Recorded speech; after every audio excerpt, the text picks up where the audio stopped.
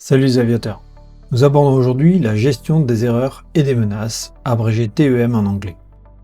L'histoire de l'aviation est pavée d'erreurs commises antérieurement par les pilotes depuis les premières expérimentations du vol à la fin du 19e siècle.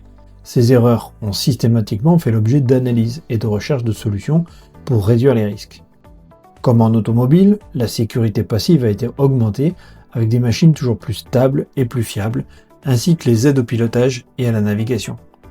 Mais il subsiste toujours des faiblesses, des configurations inattendues, notamment du fait de la capacité du pilote qui est par nature sujet à l'erreur. En effet, les causes d'accidents sont dans leur extrême majorité d'origine humaine. Pour qu'un processus vertueux puisse se développer, il a fallu la contribution des acteurs eux-mêmes, les pilotes pris en défaut. Pour cela, s'est mis en place ce que l'on appelle la culture juste, qui incite les pilotes à remonter les incidents ayant ou non causé des dégâts. L'idée est de les répertorier, les analyser et tirer un enseignement de tous les dysfonctionnements constatés lors des opérations en vol. Pour ce faire, l'EASA, la DGAC et les fédérations aéronautiques ont mis en place des bases de données de retour d'expérience, souvent appelées REX. Notre propos aujourd'hui est de comprendre les mécanismes de l'erreur humaine et de voir comment on peut configurer notre pensée et de mettre en place des barrières de sécurité pour minimiser le risque. Allez, c'est parti!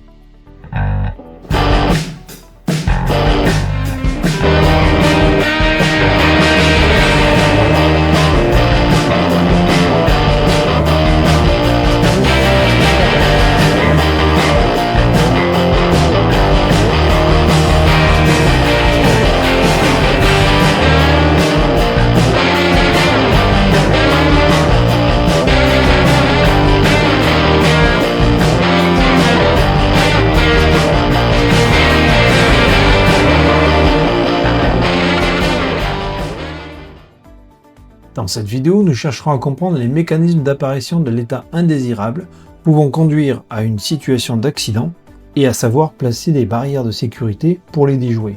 On parle aussi de contre-mesures. Nous ne verrons bien sûr pas tous les risques. Tu développeras par toi-même ta connaissance générale en matière de sécurité en lisant régulièrement des publications et des comptes rendus du bureau d'enquête-analyse, de l'aviation civile ou des fédérations.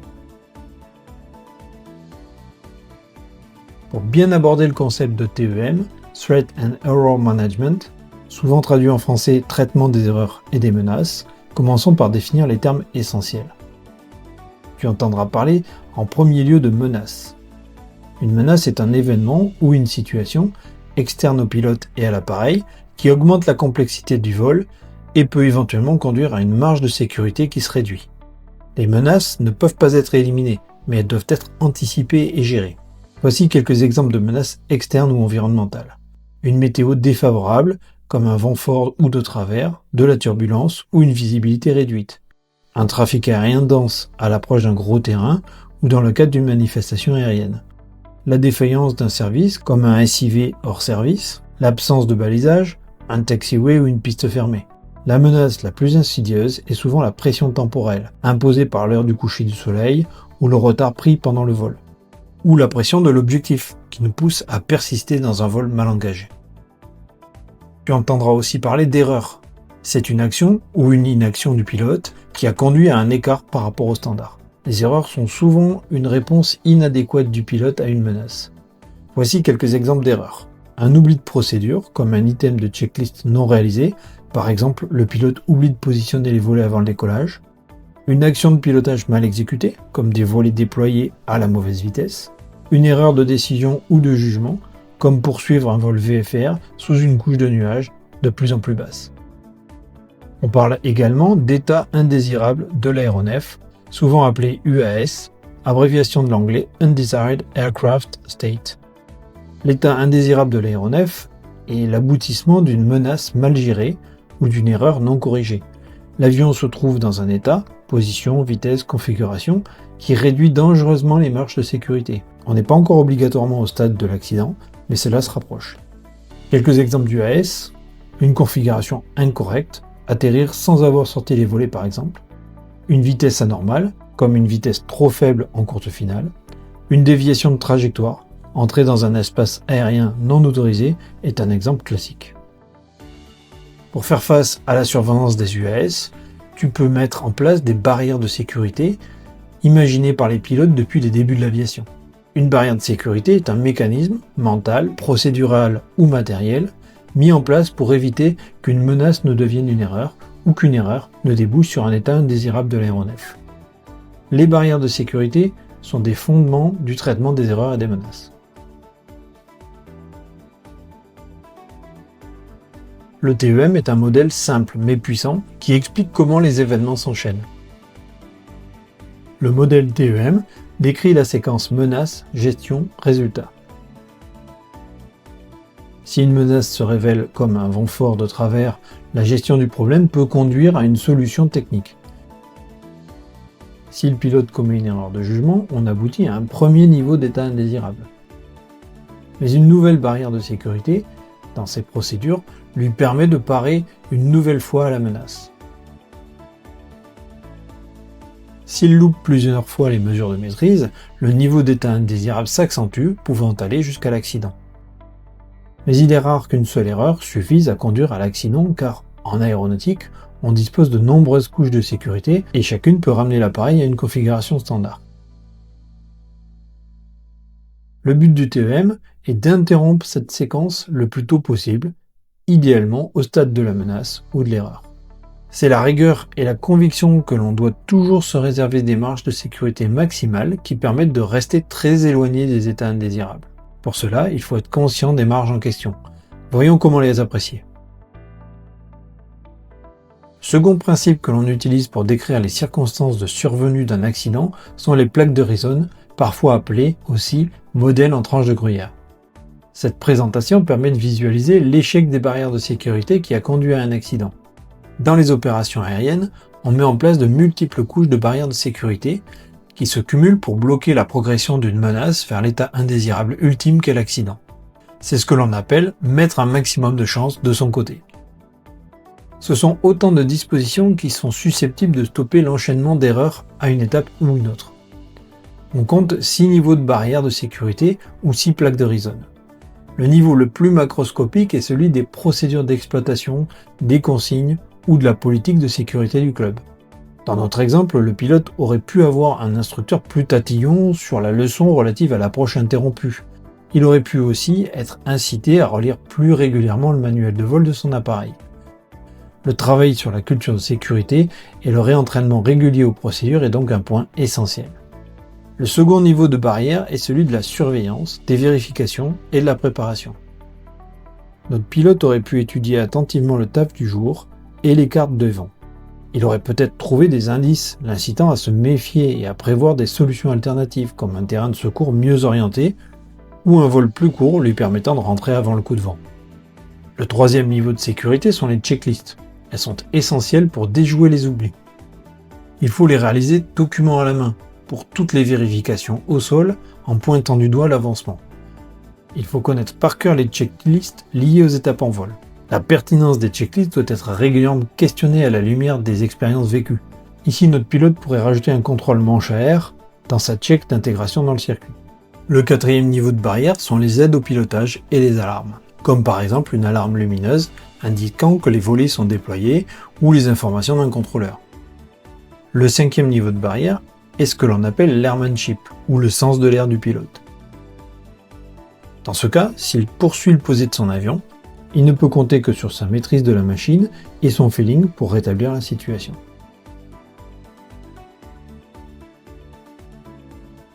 Le sixième niveau de barrière est tout simplement la chance. Et notre pilote peut quitter la piste involontairement. Si la vitesse résiduelle est faible, il peut s'en tirer sans dommage, car les abords de la piste sont normalement pensés pour éviter les collisions avec des obstacles. Il faut simplement un peu de chance pour passer entre deux balises. L'image de Rison est que les barrières de sécurité comportent toujours des failles représentées par des trous sur les plaques. Quand on arrive à l'accident, c'est qu'un alignement s'est fait entre les trous des plaques et qu'on a laissé passer tous les états indésirables.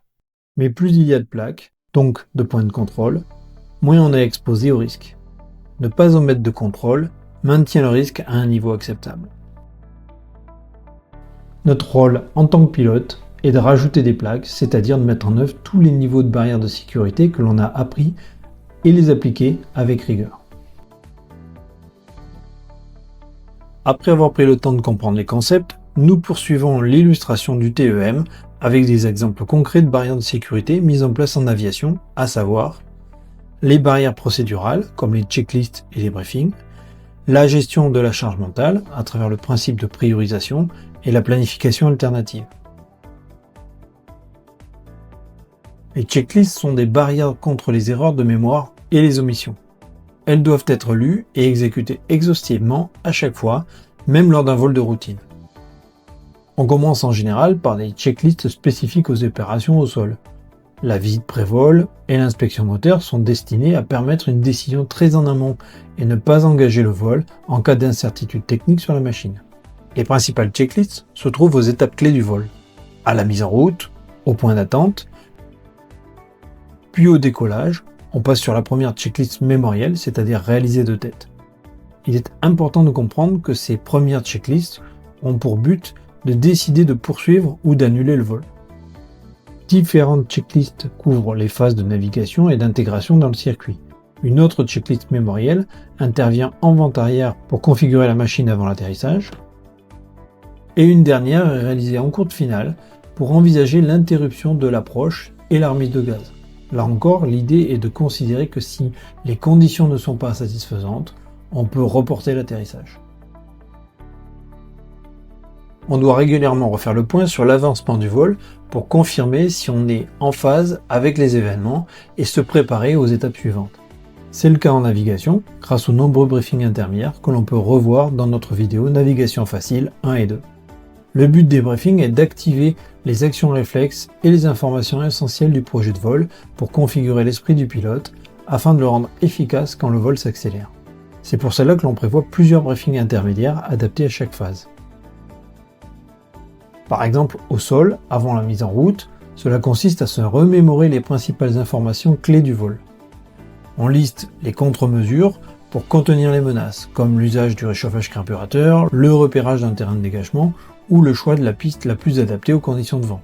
Cette phase de préparation se fait idéalement porte fermée, ce qui te coupe du monde extérieur et permet de fixer la concentration. En vol, les événements s'enchaînent vite et la charge mentale est élevée. Tu dois avoir déjà prévisualisé dans ton esprit le déroulé complet de ton vol si tu veux pouvoir suivre le rythme.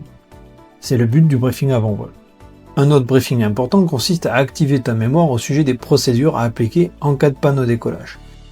Comme la survenance d'une panne au moment du décollage est forcément une surprise, on se répète avant l'alignement les actions réflexes et l'enchaînement des décisions.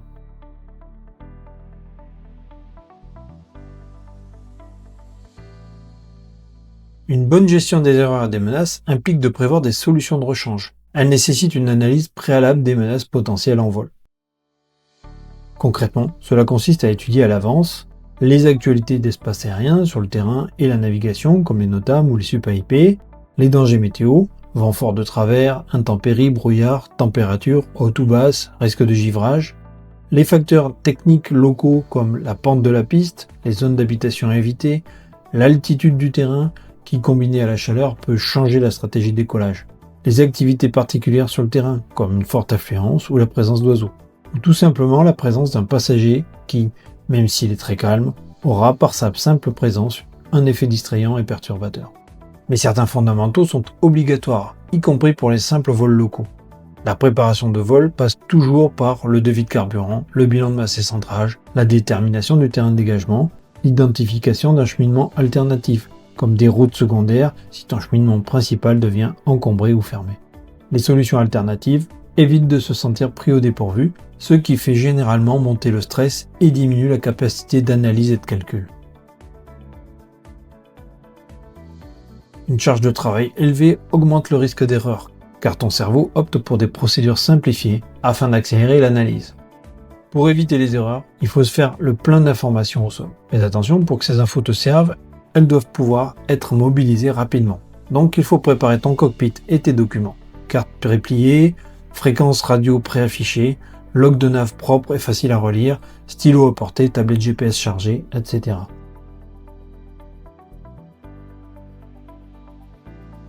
Le stress le plus intense est logiquement atteint en situation d'urgence, par exemple lors d'un arrêt moteur.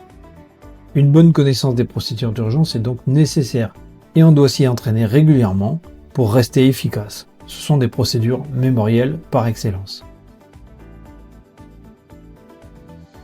Dans ce type de situation, il faut impérativement organiser tes décisions selon un schéma simple et centré sur les essentiels. On utilise la doctrine PNC, c'est-à-dire piloter, naviguer, communiquer.